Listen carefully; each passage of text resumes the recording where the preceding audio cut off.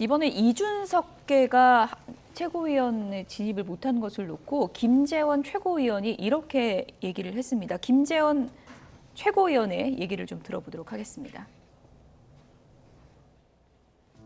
이준석 전 대표의 정치적 미래는 어떻게 될까요? 그거야 뭐 이준석 대표가 선택할 일이고요. 뭐 예측할 상황은 아니라고 보는데 어쨌든 당원들이 느낀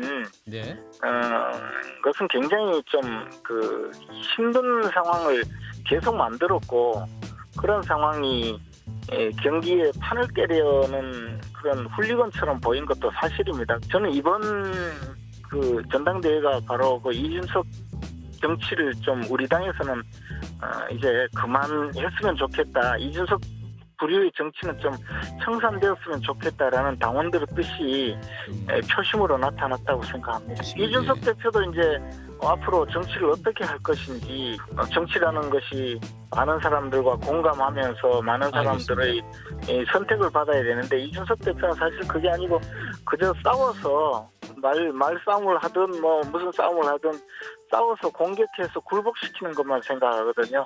알겠습니다. 그런 정치에서는 좀 벗어날 수도 있지 않겠습니까?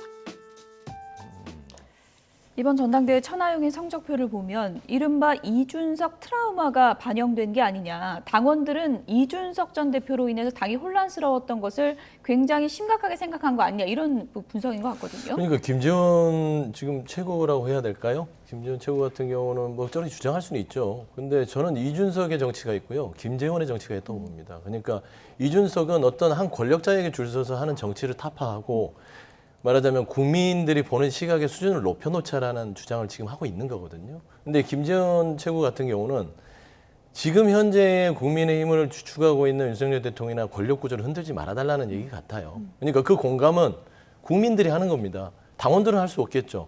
이번에 당원 100%잖아요. 왜 당원 100%를 만들어놨겠습니까? 그리고 당심 성적표도 무겁게 받아들여야 되는 거 아닙니까? 당심 성적표도 있겠죠. 예. 그거는 이제 이준석이 가지고 있는 여러 가지 리스크들이 당심에 반영된 것이고 좀 뭐 불쾌감이나 현 상황에서 윤석열 정부가 1년을 돼가는 상황에서 굳이 이준석 대표가 저렇게 흔들 필요가 있냐라는 것은 당심이 조금 불쾌할 수는 있습니다.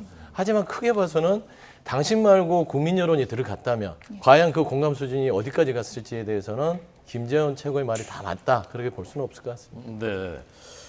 저는 이제 유승민, 이준석 이분들이 다음 총선에서 공천받을 가능성이 이제 어느 정도나 된 것일까? 그리고 만약에 이제 그게 여의치 않으면 그러면 어떻게 할 것인가? 그 분들이 그 궁금했습니다.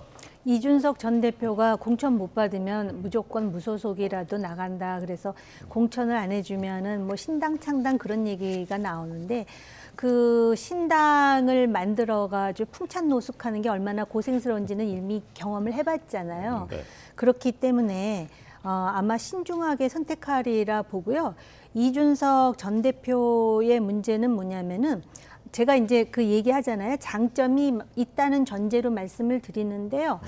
그 뭐랄까 그 확증 편향이 너무 심하다라는 생각이 들고 모든 젊은 정치인들이 다 그렇진 않아요. 근데 보니까 이제 모든 것이 이렇게 투쟁, 싸워 이겨야 되고 내가 옳고 이런 것이 너무 강하다 보니까 50대 이상의 당원이 훨씬 많은 국민의힘에서는 굉장한 거부감을 표출하는 것도 사실이에요. 그래서 이번에 이러한 그 전당대회에 바람이 불지 않은 이유 중에 하나, 그리고 처음에 이준석 전 대표가 천하용인을 도움으로써 인지도를 올리는 데는 그 도와주는 역할을 했지만 나중에 그 우리들의 일그러진 영웅 운운하면서 나오는 것은 지나치게 오버함으로써 오히려 경각심 그리고 과거에 그 대통령과의 그런 부분을 환기시킴으로써 오히려 그 역효과를 낳은 측면이 있지 않은가 조심스럽게 진단해 봅니다. 네.